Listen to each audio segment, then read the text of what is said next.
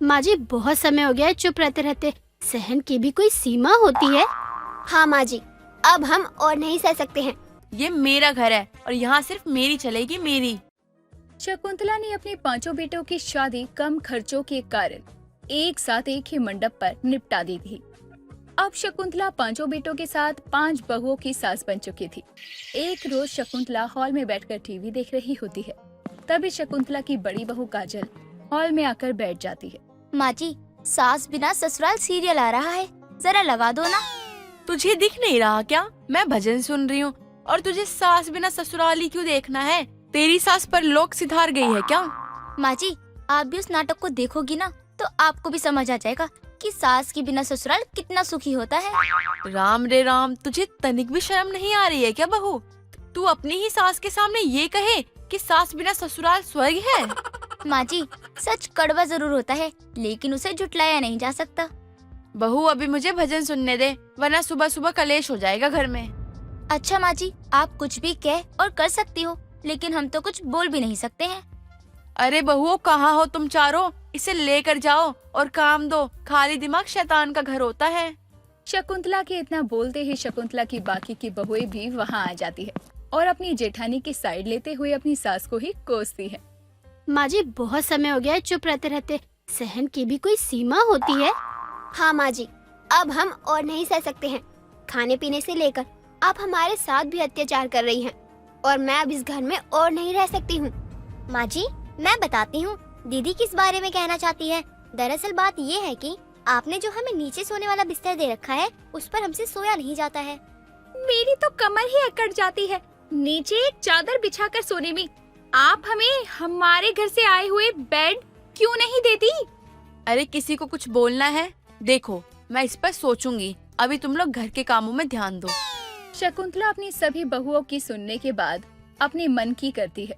शकुंतला अपनी बहुओं को अच्छा बिस्तर नहीं देना चाहती थी, जबकि पांचों बहुओं के ससुराल से सोफे, बेड, टीवी, कूलर, एसी सब आया हुआ था। लेकिन शकुंतला ने सबको एक पंखा, 2 चादर, एक तकिया, एक कुर्सी और पांचों को एक कमरा दिया हुआ था। अरे शकुंतला, क्या बात है? सुबह सुबह हरि का नाम जप रही है। लगता है कि अब तेरे मन में भी पूजा पाठ का विचार आने लगा है। मैं तो सुबह से बैठी हूँ हरि नाम का जप करके, ताकि मेरा मन लगा रहे। तू तो जानती है ना मेरी बहू कितना दिमाग खाती है। मुझे तो पहले लगता था कि मेरे 5-5 बेटे हैं और बहुओं के आने के बाद तो मैं हंसी खुशी रहूंगी, लेकिन इन्होंने तो आकर मेरी शांति ही भंग कर दी है। माँ जी, आप आधी अधूरी बातें क्यों बता रही हैं विमला काकी को? दरअसल बात ये है विमला काकी कि माँ जी ने हम पांचों बहुओं का एक बिस्तर कर रखा है। अरे शकुंतला, ये क्या कह रही है तेरी बहू? तूने अपनी बहुओं का एक बिस्तर कर रखा है? ये सब एक कमरे में सोती हैं क्या? हाँ काकी, और तो और हमें हमारे मायके से दहेज में आया बेड भी इन्होंने स्टोर रूम में रखवा रखा है। शकुंतला, तू कब से इतनी अत्याचारी सास हो गई? अरे अपनी बहुओं पर इतना अत्याचार न कर कि कल तेरा नाम न्यूज़पेपर में आ जाए। 5 बहुओं ने मिलकर किया अत्याचारी सास का कत्ल। Breaking news. अब आप ही समझाइए माँ जी को, वरना इनका बस चले तो हमें एक चादर भी न दे। निशा के जाने के बाद ही शकुंतला की पड़ोसन विमला शकुंतला से कहती है, देख शकुंतला, तू तो अच्छे से जानती है कि तू एक नहीं बल्कि 5-5 बहुओं की सास है, और एक सास पर अगर 5 बहुओं की जिम्मेदारी हो तो उसे अपनी बहुओं को समझने में दिक्कत आती है। लेकिन तू तो अपनी बहू पर इन कुछ महीनों में ही इतना अत्याचार कर रही है। देख, मैं समझती हूँ, लेकिन मेरी बहू पे अत्याचार करने के पीछे का कारण बस यही है कि मेरे 5 बेटे बाहर है और मैं चाहती हूँ कि मेरी 5 बहुएं मिलजुल कर रहे। इसलिए मैंने उन्हें एक ही कमरा दिया है सोने के लिए, ताकि इससे बिजली बिल भी बचे। अरे तो उसी में 2 बेड लगवा दे, ताकि पूरे दिन इतना काम करने के बाद वो 5 चैन की नींद ले सके। देख, तेरी बातों में लॉजिक तो है। अगर मैंने इन्हें गद्दे वाला बिस्तर दिया तो ये सुबह सुबह जल्दी उठेंगी नहीं, और जल्दी उठेंगी नहीं तो घर का काम कैसे होगा? देख, तेरी बातों में लॉजिक है, लेकिन तू अपनी बहुओं पर कुछ ज्यादा ही अत्याचार कर रही है। अरे मैं तो कहती हूँ, तेरी बहुएं तुझे झेल कैसे रही हैं?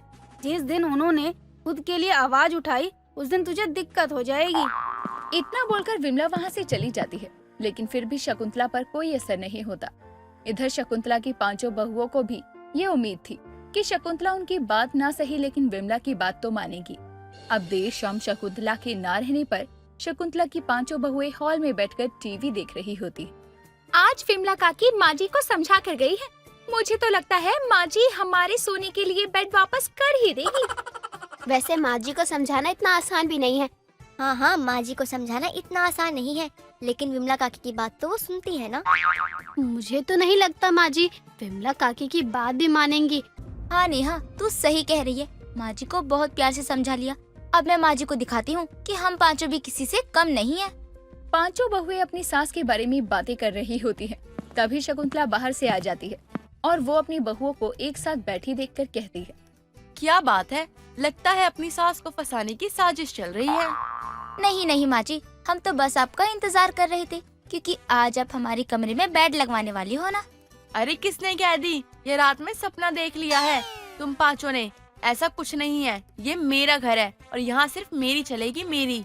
शकुंतला के इतना बोलने के बाद ही शकुंतला की पांचों बहुओं का मुंह उतर जाता है। लेकिन घर का काम करने के बाद जब पांचों सोने जाती हैं, तो काजल अपनी बाकी की देवरानियों से कहती है, कब तक तुम लोग अपनी सास का अत्याचार सहती रहोगी? उठो, जागो और अपनी सास को सबक सिखाओ। आज हम माँ जी के बेड पर सोएंगे, वो भी माँ जी के साथ। ध्यान रहे, जिसे जहाँ बेड पर जगह मिले ना, वहाँ चुपचाप से सो जाना। काजल के इतने कहने भर की देरी थी कि शकुंतला की पांचों बहुएं शकुंतला के कमरे में पहुंच जाती हैं और डबल बेड पर जहां जगह मिलती है वहां लेट जाती हैं। ये देखकर शकुंतला हड़बड़ाकर उठ बैठती है। अरे बहुओं, ये क्या कर रही हो तुम पांचों? यहाँ जगह भी नहीं है, जो सारी यहीं आकर लेट गई हो। माँ जी हमें वहाँ नींद नहीं आ रही है, बाकी आप देख लो। अगर आपको जगह नहीं मिल रही है तो आप सोफे पर या नीचे सो सकती हैं। लेकिन मैं अपने ही बिस्तर को छोड़कर क्यों जाऊँ? माँ जी, जैसे आप अपनी जिद पर हैं कि आप हमारे कमरे में बेड नहीं लगवा सकती, उसी तरह से ये हमारी जिद है कि हम भी आपके साथ बेड पर सोएंगे। शकुंतला को सारी रात नींद नहीं आती और वो अपने ही बिस्तर पर बैठी हुई अपनी बहुओं को एक ही बेड पर सोए देख रही होती है। कोई हाथ चला रही थी तो कोई किसी का पाँव किसी के मुंह पर होता है। अरे ओ शकुंतला, अरे उठ भी जा। रात भर किसके ख्यालों में खोई थी जो यहाँ अभी बैठी बैठी झपकी ले रही है? अरे विमला, मैं तुझे क्या बताऊँ, कल तो इन पांचों बहुओं ने मेरा जीना हराम कर दिया था। मेरे ही बेड पर रात में आकर सो गयी। यानी तेरी बहुओं का और तेरा बिस्तर एक हुआ पड़ा था क्या? हाँ हाँ, अब मैं एक और रात भी अपनी बहुओं के साथ काट नहीं सकती। मैंने अभी अपने लड़कों को बुलाया है, 5 बहुओं के कमरे में इनका बेड लगवा दे रही हूँ। मैंने तो सारी रात जाग कर काटी है। देर से ही सही, लेकिन शकुंतला को जब एहसास होता है कि जो वो अपनी बहुओं के साथ कर रही है वो कितना गलत है, और एक रात जागने के बाद ही शकुंतला अपनी बहुओं का उनके मायके से आया बेड उन्हें लौटा देती है, जिस पर शकुंतला की पांचों बहुएं भी बड़े आराम से सोती हैं। अमित शाम के समय थका हारा घर आता है और अपने कमरे में सो जाता है। अपने भाई को इतना थका देखकर सुमित भी परेशान हो जाता है और अपनी भाभी नीतू के पास जाकर बोलता है, भाभी भैया को क्या हुआ है? वो इतने परेशान क्यों हैं? सब ठीक तो है ना? सुबह तो सब ठीक था, वो खुशी खुशी काम पर गए थे। क्या हुआ, काम से आ गए क्या वो? हाँ भाभी, वो भी काम से आए हैं और सीधा रूम में चले गए। मैं वहीं सामने बैठा था, उन्होंने मुझे देखा लेकिन कुछ नहीं बोला। वो कुछ परेशान लग रहे थे भाभी। ठीक है सुमित, तुम एक बार ये सब्जी देख लो, मैं तुम्हारे भैया को देख कर आती हूँ। नीतू अपने पति अमित के पास कमरे में जाती है और जहाँ अमित अपने सर पर हाथ रखकर लेटा था। अमित जी, क्या हुआ? आप आए और पता भी नहीं चला। क्या हुआ, सब ठीक तो है ना? हाँ हाँ, सब ठीक है। मुझे क्या होगा, वो तो मैं काम में जरा थक गया था, इसलिए मैं सीधा कमरे में आ गया। अच्छा नीतू, मुझे भूख नहीं है, मैं खाना नहीं खाऊंगा। क्यों, खाना क्यों नहीं खाओगे आप? आज सुबह भी आप काम की वजह से जल्दी चले गए थे, सुबह भी खाना नहीं खाया और अब भी मना कर रहे हो। हाँ, वो बस मेरा ऐसे ही मन नहीं है, तुम सब खाना खा लेना। मुझे आप बहुत परेशान लग रहे हो। क्या हुआ अम्मी जी, आप बताओ ना, क्या हुआ? आप परेशान क्यों हो, मुझे बताओ। अगर मैं आपकी किसी काम आऊंगी तो मुझे ही अच्छा लगेगा ना। नीतू, हमारा काम बिल्कुल भी अच्छा नहीं लग रहा। मुझे तो ऐसा लग रहा है कि कुछ ही दिनों में हमारी फैक्ट्री बंद हो जाएगी। कर्जे में हो गए हैं हम बिल्कुल, कुछ समझ में नहीं आ रहा मुझे। क्या इतना सब आपके साथ हो रहा था और आपने हम में से किसी को भी कुछ नहीं बताया? और काम तो पहले ठीक चल रहा था ना, अचानक से ये सब क्या हो गया? मैंने मार्केट से पैसे उठाए थे, लेकिन काम चला नहीं, इसलिए वो पैसे हमारे डूब गए। अब इतने सारे पैसे कर्जे में हैं हम। फैक्ट्री भी बेच दूंगा तो भी मैं शायद वो पूरा का पूरा कर्जा ना चुका पाऊँ। कोई बात नहीं, आप परेशान मत हो, सब ठीक हो जाएगा। कुछ ठीक नहीं होगा। माँ गांव में है, यहाँ सुमित पढ़ाई कर रहा है, घर संभालना है मुझे, कुछ नहीं पता। अब मैं तुम लोगों को कैसे एक अच्छा जीवन दे पाऊंगा, मुझे तो कुछ समझ में ही नहीं आ रहा है। आप हमारे बारे में क्यों इतना सोच रहे हो? जो होना होगा वो होकर ही रहेगा, और परेशान होने से कुछ नहीं होगा। आप एक काम करो, थोड़ा आराम कर लो, फिर सब साथ में खाना खा लेंगे हम। नीतू अपने पति को काफी समझाती है और रात में सब लोग खाना पीना खाकर सो जाते हैं। अगली सुबह अमित जल्दी से काम पर चला जाता है और नीतू रसोई में काम कर रही होती है कि तभी वहाँ पर सुमित आ जाता है। क्या हुआ भाभी? भैया ने कुछ बताया क्या आपको? वो परेशान क्यों थे? क्या हुआ है भैया को? वो उनका काम बिल्कुल भी अच्छा नहीं चल रहा है, यहाँ तक कि वो कह रहे थे कि शायद अब फैक्ट्री भी बंद हो जाएगी। अमित जी तो बहुत ज्यादा परेशान है, मुझे उनकी यह हालत देखी नहीं जा रही है। भाभी कल का हम कुछ नहीं कह सकते। कल को भैया की फैक्ट्री सच में बंद हो गई तो हम क्या करेंगे? यही तो मुझे भी समझ नहीं आ रहा, और इसी बात को लेकर वो भी बहुत परेशान है। उन्होंने तो अपने खाने पीने का भी होश नहीं रखा, बार बार वही सब बातें सोच रहे हैं। भाभी हम एक काम करते हैं, हम भैया के लिए कुछ करते हैं, और अगर कुछ कर पाएंगे तो उन्हें भी अच्छा लगेगा। लेकिन हम क्या कर सकते हैं सुमित? तुम तो फिर भी कुछ कर लोगे, लेकिन मुझे तो कुछ भी नहीं आता। भाभी ये क्या बात कर रही हो आप? आपके हाथ में जादू है, जादू। आपके हाथ का वड़ा पाव कितना अच्छा होता है, लोग घर आके ना आपके हाथ का ना वड़ा पाव खा के जाते हैं। हाँ, लेकिन उससे हमें क्या लेना देना है? हमें तो तुम्हारे भैया की मदद करनी है ना। भाभी हम दोनों मिलकर वड़ा पाव स्टॉल लगाते हैं, ज्यादा ना सही लेकिन थोड़ा बहुत करके भैया की मदद तो कर सकते हैं ना। हाँ, ये बहुत अच्छा आइडिया है, लेकिन अगर इस बारे में हमने अमित जी को बताया तो अमित जी हमें मना कर देंगे साफ साफ इस स्टॉल के लिए। ठीक है भाभी, जैसा आपको ठीक लगे हम वैसा करेंगे। सुमित और नीतू दोनों मिलकर अब अपनी एक वड़ा पाव की स्टॉल लगाते हैं और अमित के आने से पहले अपनी स्टॉल भी बंद कर लेते हैं। ऐसे ही कई दिनों तक चलता रहता है और कुछ दिनों बाद सुमित और नीतू दोनों स्टॉल बंद करके काफी लेट घर आते हैं। ये देखकर अमित कहता है, क्या बात है, आजकल तुम दोनों बाहर घूमते रहते हो? क्या खिचड़ी पका रहे हो? मुझे कोई बताएगा इस बारे में? कुछ नहीं, हम क्या करेंगे? वो तो मैं बाजार सब्जी लेने गई थी और सुमित अपने दोस्त के घर से आ रहा था, रास्ते में दिख गया तो हम दोनों साथ ही घर आ गए। चलो ठीक है, कोई बात नहीं। नीतू जल्दी से खाना बना दो। देवर भाभी की कानाफूसी अमित को समझ तो आ रही थी, लेकिन अब भी उसे सब कुछ अच्छे से नहीं पता था, इसीलिए वो चुप था। ऐसे ही एक रात जब अमित सो रहा होता है तो सुमित और नीतू दोनों रसोई में सब्जियां काट रहे होते हैं। अमित की आंख खुलती है और जब उसे नीतू साथ में नहीं मिलती तो वो बाहर जाकर देखता है और रसोई से आवाज आती है तो रसोई में जाकर देखता है वहाँ दोनों सब्जियां काट रहे थे। ये क्या हो रहा है? आधी रात में तुम दोनों सब्जियां काट रहे हो? हाँ, वो आप सुबह जल्दी काम पर चले जाते हो, आपको खाना नहीं मिल पाता अच्छे से, तो मैंने सोचा कि हम रात में ही खाना तैयार कर दें, इसलिए मैंने सुमित की मदद मांगी। हाँ भैया, भाभी सही कह रही हैं, सारी सब्जियां तो कट गई हैं। बस अब कुछ देर में हम जा रहे हैं सोने के लिए। तब तक आप भी जाकर सो जाओ, थोड़ी देर बाद भाभी आ जाएंगी। पता नहीं क्यों तुम दोनों आजकल कुछ अलग ही हरकतें करते रहते हो, कुछ समझ में नहीं आ रहा है। आप भी ना आजकल कुछ ज्यादा ही सोचने लगे हैं, तभी तो आपको कुछ समझ नहीं आ रहा। आप थके हैं, आप जाइए और आराम से सो जाइए, मैं भी बस थोड़ी सी देर में आ रही हूँ। अमित का शक अब तो दिन पे दिन ही बढ़ता जा रहा था, इसीलिए वो गांव से अपनी माँ को बुला लेता है और अपनी माँ से कहता है, माँ, जब से मेरा काम अच्छे से नहीं चल रहा है तब से मैं देख रहा हूँ सुमित और नीतू अपने ही अलग लगे रहते हैं। मैं कुछ पूछता हूँ तो बातें बनाने लग जाते हैं। माँ, मुझे शक है इन दोनों पर। कोई बात नहीं बेटा, अब मैं आ ही गई हूँ ना, अब तेरा शक दूर हो जाएगा और असल बात भी सामने आएगी। आशा के आने के बाद नीतू और सुमित भी काफी परेशान हो जाते हैं, क्योंकि अब वो दोनों अपनी स्टॉल नहीं लगा पा रहे थे। नीतू अपने कमरे में लेटी होती है कि तभी वहाँ सुमित आकर बोलता है, भाभी 1 हफ्ता होने वाला है, हमने अभी तक अपना स्टॉल दोबारा नहीं लगाया है। बड़ी मुश्किलों के बाद ग्राहक आने लगे थे और अब लगता है सारे चले जाएंगे। बहुत गैप हो गया है भाभी, ऐसे में कैसे चलेगी हमारी दुकान? यही तो मैं भी सोच रही थी। देखो, तुम सामान लेकर हमारी स्टॉल वाली जगह पर जाओ, मैं भी कुछ ना कुछ बहाना बनाकर अभी आती हूँ। सुमित बहाना बनाकर और सामान लेकर चला जाता है और कुछ देर बाद जब नीतू निकलती है तो आशा उसे टोकते हुए बोलती है, कहाँ जा रही है बहू? माँ जी वो कुछ नहीं, यही पास में जरा काम से जा रही हूँ, मुझे तो वहीं जाना है। क्या काम है वही तो पूछ रही हूँ ना मैं। अरे माँ जी ज्यादा कुछ नहीं, बस एक साड़ी में फॉल लगाने को दी थी, वही लेने जा रही हूँ।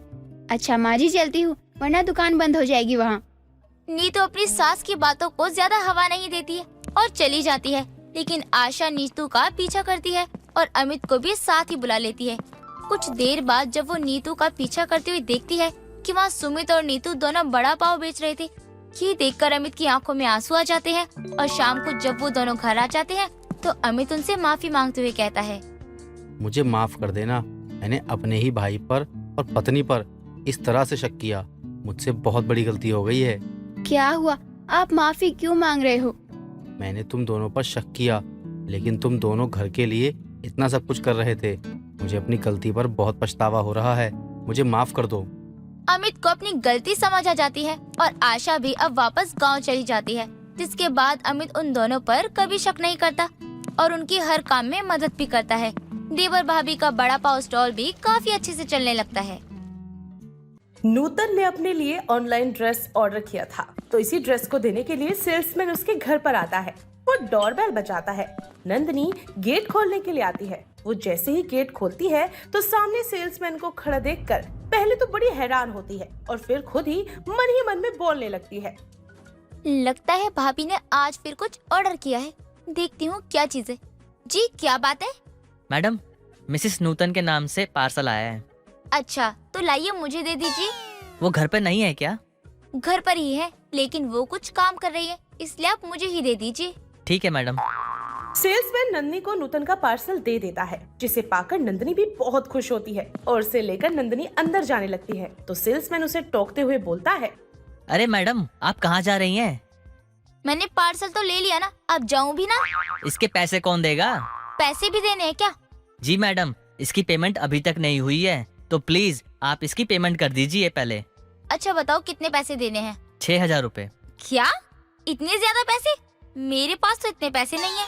तो जिनका ये पार्सल है उनसे मांग लीजिए, और प्लीज मुझे बहुत जल्दी है, प्लीज मुझे जल्दी फ्री कर दीजिए, मुझे और भी जगहों पे जाना है। अच्छा ठीक है, आप यहीं रुकिए, मैं अभी आती हूँ। ठीक है मैडम। ऐसा कहकर नंदनी वहाँ से अंदर आने लगती है तो उसे बड़ा गुस्सा आता है। फिर वो अंदर आकर खुद से बोलती है, क्या यार, मैंने सोचा था कि इस बार तो मैं भाभी का पार्सल लेकर रहूंगी, पर उन्होंने तो इसके पैसे ही नहीं पे किए। अब क्या करूं? मेरे पास तो इतने पैसे भी नहीं है जो मैं इसे खरीद सकूं। अब तो भाभी के पास ही जाना पड़ेगा। अब नंदनी नूतन के पास उसके कमरे में जाती है, जहाँ जाकर वो उसका डोर नॉक करती है। नूतन नंदनी को देख लेती है और समझ जाती है कि उसकी ननद जरूर किसी मतलब से ही आई होगी। फिर वो उसे बोलती है, अरे नंदनी तुम हो, अंदर आ जाओ। भाभी वो क्या हुआ और तुम्हारे हाथ में क्या है? ये आपके लिए आया है। मेरे लिए? दिखाना तो जरा। नंदनी नूतन को पार्सल दे देती है और वो उसे देखने लगती है, जिसे देखकर नूतन के उदास चेहरे पर खुशी आ जाती है और वो फिर नंदनी से बोलती है, अरे वाह, ये तो बड़ी जल्दी आ गया। इसमें क्या है भाभी? मेरी ड्रेस है। अच्छा भाभी, वो सेल्समैन गेट पर खड़ा है तो उसे उसके पैसे देने हैं। ठीक है, तुम चलो, मैं अभी पैसे लेकर आती हूँ। जी भाभी। नंदनी वहाँ से चली जाती है। उसके जाते ही नूतन पैसे लेकर बाहर आ जाती है और सेल्समैन को पैसे देते हुए नूतन उससे बोलती है, thank you so much. You are welcome ma'am. Salesman वहाँ से चला जाता है। फिर नूतन भी अपने कमरे में वापस चली जाती है, लेकिन ये सब देखकर नंदनी से सहन नहीं होता और नंदनी खुद से बोलती है, क्या करूँ मैं? भाभी के पास जाकर देखूं कि आखिर भाभी ने क्या मंगवाया है। चल कर देख ही लेती हूँ क्या जा रहा है मेरा। नंदनी नूतन के पास जाती है। नूतन अपना मंगाया हुआ पार्सल खोलकर देख ही रही होती है कि नंदनी उसके पास जाती है और उसको मस्का लगाते हुए कहती है, वाओ भाभी, ये तो बहुत अच्छी है, मानना पड़ेगा, आपकी चॉइस तो एक नंबर की है। Thank you so much Nandini, मुझे लगा कि ये तुम्हें पसंद आई। अरे भाभी कैसी बात कर रही हो आप? ये है ही इतनी अच्छी कि किसी को भी पहली नजर में पसंद आ जाएगी। मेरा तो दिल कर रहा है इसे अभी पहन लूं, पर मैं ऐसा करूँगी कैसे? भाभी मुझे साफ मना कर देगी, कहेंगी कि अभी तो मैंने इसे पहना ही नहीं है, तो मैं कैसे पहनने दूँ? पर मैं भी कम नहीं हूँ, इसे तो मैं पहन कर ही रहूंगी। नंदनी क्या हुआ, कहाँ खो गई? अरे नहीं नहीं, कहीं नहीं भाभी। वो एक्चुअली क्या है ना कि मेरे कॉलेज में एक फंक्शन होने वाला है, तो मैं बस यही सोच रही थी कि वहाँ मैं क्या पहन कर जाऊँ। अच्छा यार, तुम्हारे पास तो बहुत ही अच्छी अच्छी ड्रेस है ना, उनमें से कोई सिलेक्ट कर लो। हाँ भाभी, है तो सही, लेकिन वो सब मैं पहन चुकी हूँ कई बार, तो मैं सोच रही थी कि इस बार कुछ अलग सा पहन कर जाऊँ। अच्छा, तो कुछ सोचा तुमने या नई ड्रेस खरीद कर हिलाओगी? मैं तो सोच रही हूँ ना कि आपकी ड्रेस ही ले लूँ, पर आपसे कहूँ कैसे इस बात को? डर लग रहा है कि आप मुझे साफ मना कर दोगी। नंदनी क्या हुआ? कुछ नहीं भाभी, आपसे कुछ कहूँ? हाँ हाँ बोलो ना। क्या आप मुझे ये ड्रेस दे सकती हो पहनने के लिए, वो भी कॉलेज के फंक्शन के लिए? मैं? नूतन नंदनी से कुछ बोल पाती उससे पहले ही घर की डोरबेल फिर बज जाती है। लगता है कोई आया है, मैं जाकर देखती हूँ। ठीक है भाभी। नूतन जल्दी से अपनी ड्रेस को अलमारी में रखकर गेट खोलने के लिए जाती है। जैसे ही वो गेट खोलती है तो सामने उसका पति अंकुश खड़ा होता है। उसे देखकर नूतन उससे बोलती है, अरे आप इतनी जल्दी कैसे आ गए आज? अब क्या करे जी, आपके बिना दिल कहीं लगता ही नहीं, तो घर आ गए ताकि आपको देख सके। अच्छा जी, चलिए अंदर आ जाइए। नूतन अंकुश को लेकर अंदर आ जाती है। अंकुश फ्रेश होने के लिए अपने कमरे में चला जाता है और नूतन उसके लिए खाना लेने के लिए चली जाती है। कुछ देर बाद वो दोनों साथ में मिलकर खाना खाने लगते हैं। उसके साथ बैठकर अंकुश नंदिनी के बारे में पूछता है। नूतन, मेरी बहन नंदिनी कहाँ है? दिख नहीं रही, कहीं गई है क्या? वो अभी कुछ देर पहले तक तो मेरे कमरे में थी, अब पता नहीं। अच्छा ठीक है, एक काम करता हूँ, मैं ही देख कर आता हूँ। पहले खाना तो खा लीजिए। कोई बात नहीं, बस यूँ गया और यूँ आया। अच्छा ठीक है। अंकुश नूतन के कमरे में जाता है, लेकिन उसे नंदिनी वहाँ पर नहीं मिलती, तो वो खुद से बोलता है, ये भी तो हो सकता है कि वो मेरे कमरे में गई हो। एक काम करता हूँ, कमरे में जाके देखता हूँ। फिर अंकुश नंदिनी के कमरे में जाता है। नंदिनी अपने कमरे में बैठकर रो रही होती है। अंकुश उसे रोता देख जल्दी से उसके पास जाता है और उससे बोलता है, नंदिनी क्या हुआ तुम्हें? तुम रो क्यों रही हो? क्या हुआ मेरी बहन, बताओ। अपने भैया को नहीं बताओगी? बताओ क्या हुआ। रो नहीं तो क्या करूँ भैया? लेकिन हुआ क्या है, कुछ तो बताओ। नेक्स्ट वीक मेरे कॉलेज में फंक्शन है। ये तो अच्छी बात है। नहीं भैया, अच्छी बात नहीं है। मेरे पास उस फंक्शन में पहनने के लिए कोई ड्रेस नहीं है। बस इतनी सी बातों के लिए अपना कीमती आंसू बहा रही हो तुम? तो मैं क्या करूं भैया, मुझे तो कुछ भी समझ नहीं आ रहा। तुमने इस बारे में अपनी भाभी को बताया कुछ? मैंने तो उन्हें सब बताया था। तो क्या कहा तुम्हारी भाभी ने? वो कुछ कह पाती, इससे पहले ही आप आ गए और तभी से वो आपके साथ थी। पूछा नहीं तो क्या हो गया, अब पूछ लो जाकर। हाँ ठीक है भैया। अंकुश नंदिनी को लेकर नूतन के पास चला जाता है। फिर अंकुश नूतन से बोलता है, अच्छा नूतन, नंदिनी ने तुम्हें बताया था कि उसके कॉलेज में फंक्शन है? जी बताया था। तो यार तुम इसकी मदद कर दो ना। इसे क्या पहनना है क्या नहीं पहनना है ये तो तुम दोनों अच्छे से जानोगी ना। और ये पता है, कमरे में बैठ के रो रही थी। रो क्यों रही थी नंदनी? क्योंकि मुझे कुछ समझ नहीं आ रहा भाभी, मैं क्या करूँ और क्या नहीं। तुम भाभी हो इसकी मदद नहीं कर सकती? कर दो ना मदद। और हाँ, कोई अच्छी सी ड्रेस हो तो वही दे दो। मैं? हाँ यार तुम, और कौन? अब क्या मैं आलिया भट्ट को कहने जाऊंगा? अरे भाभी तुम हो तो तुम ही बोलूंगा ना। कोई नई ड्रेस हो तो दे दो इसे। वैसे भी आए दिन तुम खरीदती रहती हो, इसका भी काम निकल जाएगा और तुम्हारा भी कुछ नहीं जाएगा। ठीक है, आप कहते हैं तो मैं दे दूंगी। आओ नंदनी मेरे साथ, मैं तुम्हें ड्रेस दिखा देती हूँ। उसकी तो कोई जरूरत नहीं है भाभी, क्योंकि मैंने ड्रेस तो देख ली है। अच्छा, कौन सी ड्रेस पसंद है तुम्हें? वही वाली जो आज आई है। क्या? पर क्या पर? बोलो। मैंने उसे अभी तक ठीक से देखी भी नहीं है और ये कह रही है कि मैं इसे वो ड्रेस फंक्शन में पहनने के लिए दे दूं। तो क्या हो गया, तुम दूसरी मंगा लेना। ये वाली दे दो नंदिनी को। भाभी हो तुम इसकी, इतना तो कर ही सकती हो। लेकिन? अरे लेकिन वेकिन कुछ नहीं। अरे तुम इसकी भाभी हो, ये तुमसे मांग रही है, कुछ तुम दे नहीं सकती? मैंने कह दिया ना, दे दो मतलब दे दो। मैं तुम्हें जाके दूसरी दिला दूंगा, वो भी नई वाली जो तुम्हें लेनी होगी वो, समझी? ठीक है, आप कह रहे हैं तो मैं दे देती हूँ। नूतन नंदिनी को अपने कमरे में चलने के लिए कहती है। चलो मेरे साथ। जी भाभी, चलो चलते हैं। फिर नूतन नंदिनी को अपने कमरे में लेकर चली जाती है, जहाँ वो उसे अपनी नई नवेली ड्रेस दे देती है। नंदिनी उससे बोलती है, थैंक यू सो मच भाभी, आप चिंता मत करिए, मैं इसका बहुत अच्छे से ध्यान रखूंगी। ठीक है नंदनी। ऐसा कहकर नंदिनी अपने कमरे में चली जाती है और खुद से बोलती है, वाओ, मजा ही आ गया। थैंक यू सो मच भैया, आपकी वजह से मुझे ये ड्रेस मिल गई। अब मैं कॉलेज में सबसे अलग दिखूंगी। चलो अब इसे संभाल कर रख देती हूँ, कहीं गंदी ना हो जाए। इसके बाद नंदनी उस ड्रेस को अंदर रख देती है। फिर वो खाना खाने के लिए चली जाती है। ऐसे ही वक्त गुजरने लगता है और देखते ही देखते नंदनी के कॉलेज में होने वाले फंक्शन का दिन आ जाता है। नंदनी उस ड्रेस को पहनकर अपने कॉलेज में जाती है, जहाँ लोग उसकी बहुत तारीफ करते हैं। नंदनी सच में बहुत ही खूबसूरत लग रही होती है। पूरे दिन मजे करने के बाद आखिर में नंदनी की ड्रेस खराब हो जाती है और वो बहुत ज्यादा घबरा जाती है। वो सहमी सहमी अपने घर पर वापस आती है। घर पहुंचकर नूतन नंदनी के पास आती है और उससे बोलती है, हो गया तुम्हारा फंक्शन? जी भाभी, बहुत अच्छा हुआ। ठीक है, चलो अब तुम चेंज कर लो। ठीक है भाभी। नंदनी जैसे अपने कमरे में जा रही होती है कि तभी नूतन की नजर अपनी ड्रेस पर पड़ती है, जो कि पीछे से खराब हो चुकी होती है। फिर नूतन गुस्से में आ जाती है और नंदनी से बोलती है, रुको नंदनी, लगता है भाभी ने देख लिया। अब क्या करूँ, सच तो बताना ही पड़ेगा। इसके बाद नंदनी नूतन को सब कुछ सच सच बता देती है। नूतन को पहले तो बहुत गुस्सा आता है, लेकिन बाद में वो नंदनी की सिचुएशन को समझ जाती है और दोबारा उस पर कभी नहीं चिल्लाती। फिर दोनों खुशी खुशी मिलकर रहने लगते हैं। सुनंदा अपने घर में बैठी होती है। तभी सुनंदा की पड़ोसन विमला आती है। अरे सुनंदा, क्या हाल है तेरे? लगता है कुछ ज्यादा ही बुढ़ापा आ गया। कभी तो तू अपने घर से बाहर ही नहीं निकलती और ना ही आसपास किसी से मिलती है। सब ठीक तो है ना? हाँ, सब ठीक ही है, बस थोड़ा बहुत आजकल घुटनों में दर्द रहता है, इसलिए कहीं ज्यादा जाती नहीं हूँ। मतलब मैं सही ही कह रही थी, तुझे अभी से ही बुढ़ापा आ गया है ना? अरे अभी तो तेरी बहू भी नहीं आई और तेरी हालत अभी से इतनी खराब हो गई। बहू के आगे तो तू दादी सास लगेगी। हट, बोलने से कुछ नहीं होता। ऐसे तो मैं भी बोल दूं कि तू काफी ज्यादा बूढ़ी लग रही है।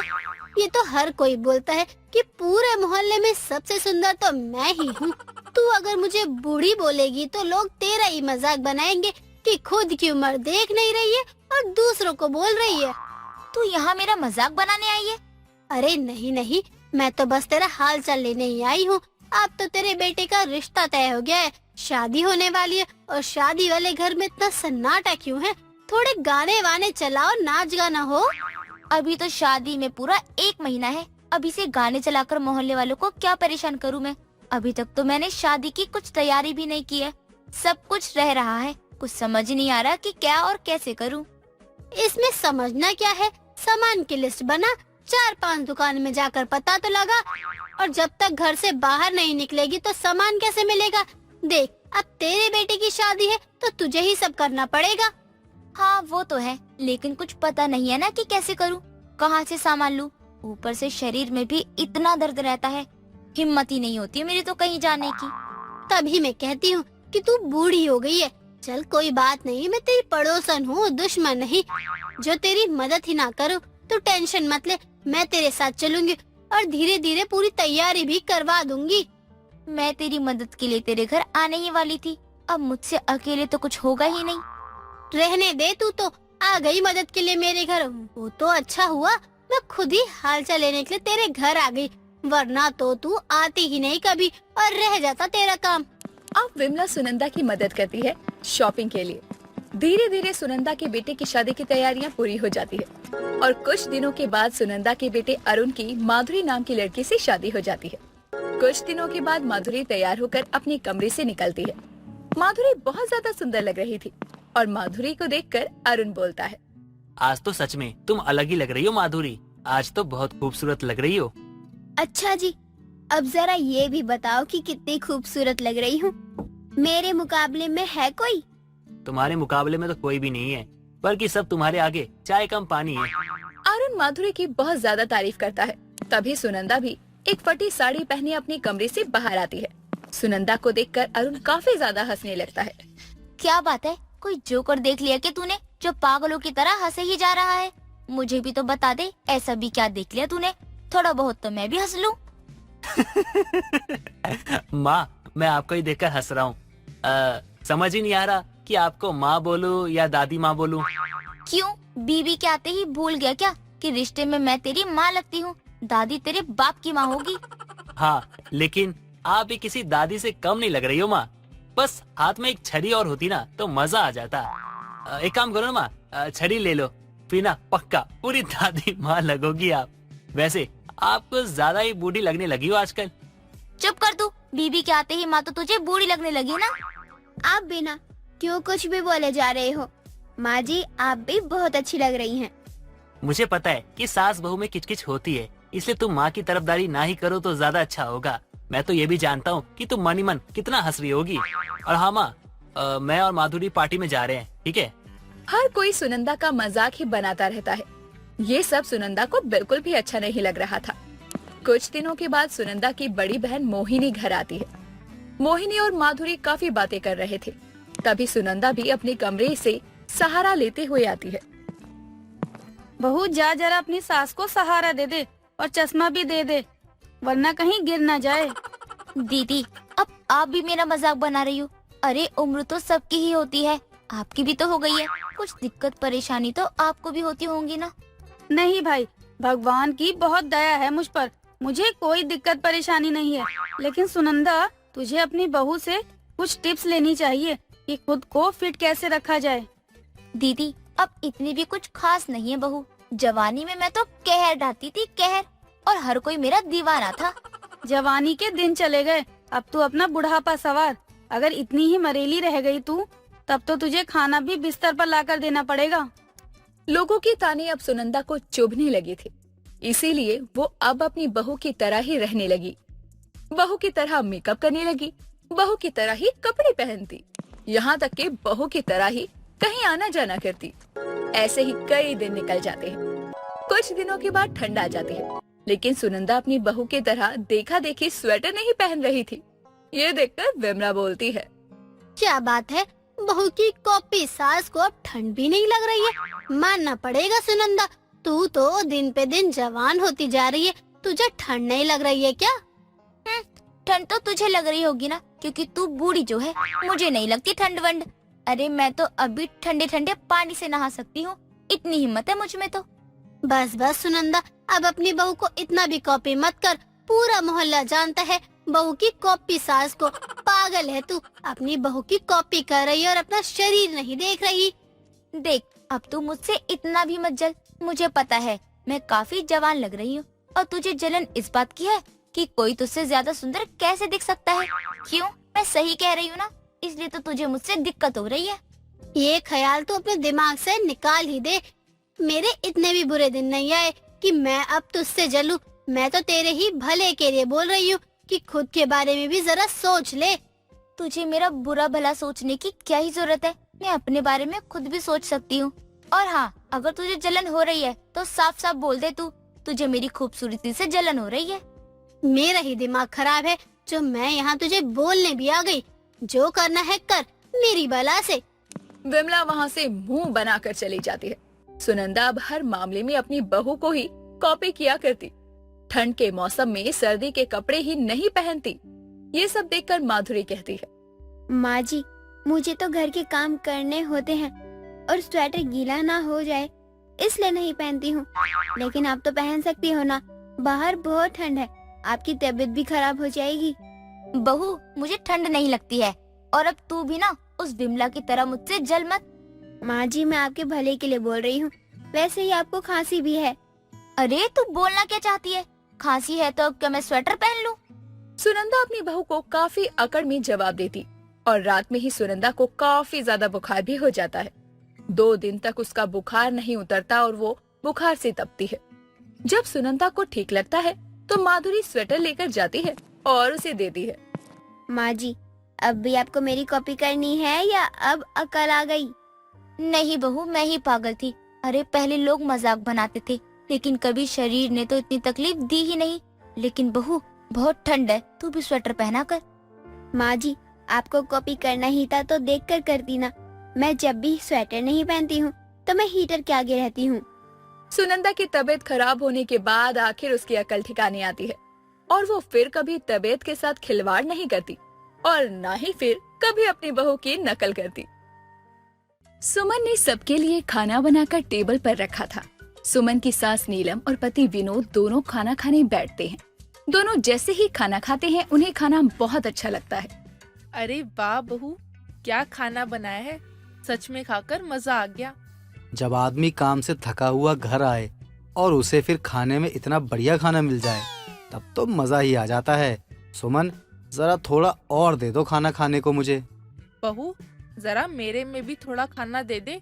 इस उम्र में ज्यादा कुछ खाया नहीं जाता, लेकिन मेरी बहू इतना अच्छा खाना बनाती है कि खाते हुए रोक ही नहीं पाते खुद को।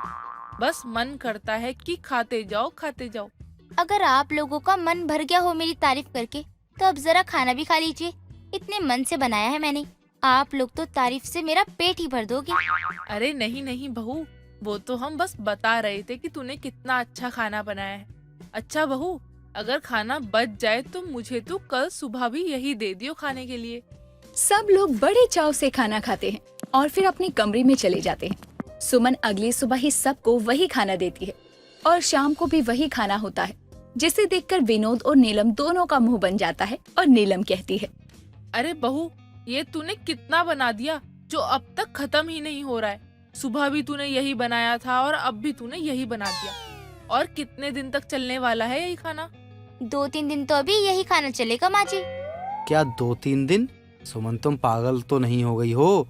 अरे बासी खाना खिलाकर हमें मारना चाहती हो क्या? मैं नहीं खा सकता हूँ ये 3 दिन बासी खाना। मेरे लिए ताज़ा खाना बना दो। अरे आपको क्या हो गया? कल तक तो बड़ी तारीफ कर रही थी इस खाने की, और अब जब यही खाना आराम से आप 3-4 दिन खा सकती हो तो इतना बड़ा मुंह क्यों फुला रही हो आप? मैंने ऐसा भी क्या गलत बोल दिया? अरे इतने महंगे बासमती चावल लाई थी, महंगी वाली दाल लाई थी मैं। बहू, घर में राशन भरवाया तो था मैंने, फिर भी तू इतनी महंगी महंगी चीजें क्यों लेकर आ गई? माँ जी, राशन का खाना मेरे गले से नीचे ही नहीं उतरता। आप भी क्या बात कर रही हो माँ जी? मुझे अच्छा नहीं लगता है। मुझे तो बासमती चावल ही पसंद है। बासी खाओ लेकिन बढ़िया खाओ। तेरे मायके में कभी तूने बासमती चावल देखा भी है जो तू यहाँ लालच दिखा रही है अपना? अरे इतना महंगा खाना खाने लगे हम तो कुछ खाने लायक ही नहीं बचने वाले। माँ जी, मायके में कुछ नहीं खाया, तभी तो मैं यहाँ पर महंगी महंगी चीजें बना रही हूँ ना। और माँ जी आप टेंशन मत लो, मैं ज्यादा खाना ही बना रही हूँ ताकि वो खाना बच जाए और हम 3-4 दिन तक आराम से खाएं, ताकि हमारी गैस भी बच जाए। एक ही बार में सब हो जाएगा। हे भगवान, कहाँ से पागल बहू मेरे पल्ले बंध गई। विनोद, खाना खा तू। अभी तो मुझे बहुत जोर से नींद आ रही है, इसलिए मैं ज्यादा इसे कुछ बोल नहीं रही। बाकी तो कल कर लूंगी इस बारे में बात। अब इतनी रात को बहस भी तो नहीं कर सकता हूँ ना, वरना ये भी खाने को नहीं मिलेगा। वैसे विनोद जी आप सही कह रहे हो, मुझे ये वाला खाना ना बहुत पसंद है, क्योंकि काफी महंगा आता है ना इसीलिए। और आप लोग नहीं खाओगे तो मैं हूँ ना, मैं खुद ही खा लूंगी। अब आप लोग बता दो, खाना है या नहीं खाना? बहू तू चुप ही रह। एक तो बासी खाना रख दिया आगे और अब बोल रही है कि खाना है या नहीं। अरे जिस इंसान को भूख लगेगी वो खाएगा क्यों नहीं? नीलम और विनोद को बासी खाना बिल्कुल भी अच्छा नहीं लगता है, लेकिन वो लोग वही खा लेते हैं। 2 दिन बाद भी उन्हें वही खाना मिलता है। सुबह सुबह नाश्ते में ये खाना देखकर नीलम को अब बहुत गुस्सा आता है और वो सुमन से कहती है, अरे बहू तू क्यों मारना चाहती है हमें? अभी ये कोई मरने की उम्र नहीं है। खाने में से बदबू आ रही है। माँ जी बस आप मुझे 2 मिनट दो, मैं अभी आती हूँ। सुमन तुरंत खाना लेकर अंदर जाती है और हींग का छोका लगाकर वापस लेकर आती है। ये लीजिए माँ जी, अब आपको बदबू नहीं आएगी। मैंने हींग का छौंका लगा दिया है इसमें। बहू तू ही खा, मुझसे नहीं खाया जाएगा। ऐसा भी पता नहीं कौन सा लालच है जो बासी खाना मंजूर है, लेकिन ताज़ा खाना अच्छा नहीं लगेगा महारानी को।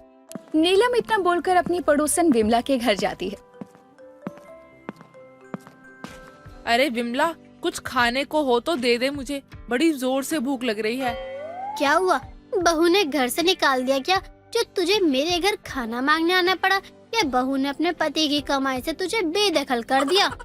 तू तो बस मेरे जले पर नमक ही छिड़क।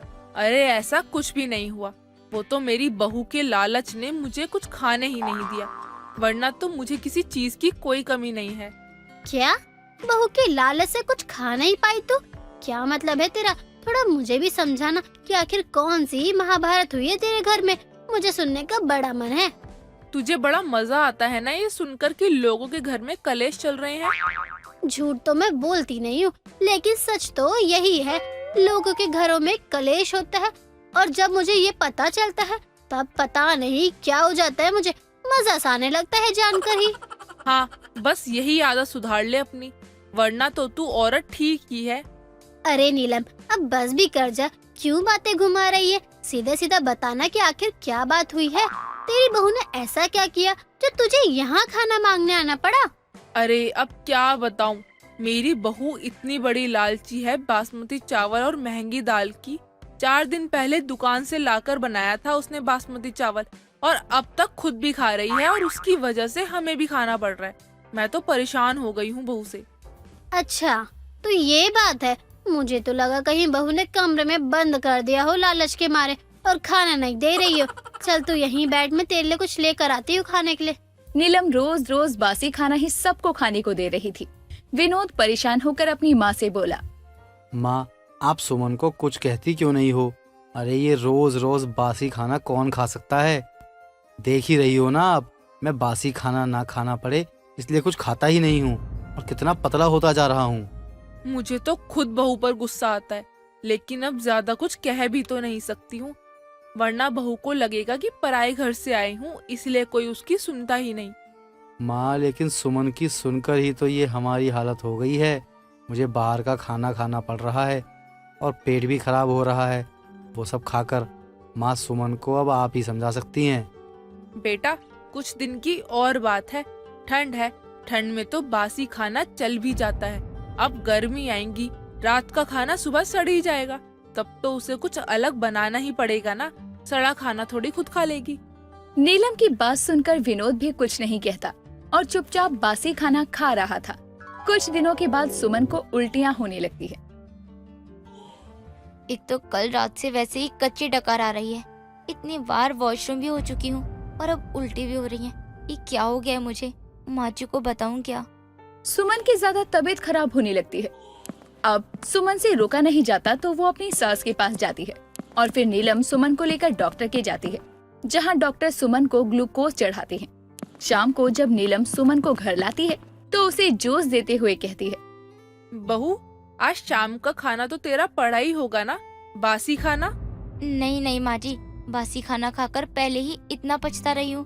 अब अगर एक बार और बासी खाना खा लिया ना मैंने, तो आज के बाद कभी कुछ खाने लायक नहीं बचूंगी। क्यों बहू, पहले तो तुझे बड़ा पसंद था ना, अब क्या हुआ?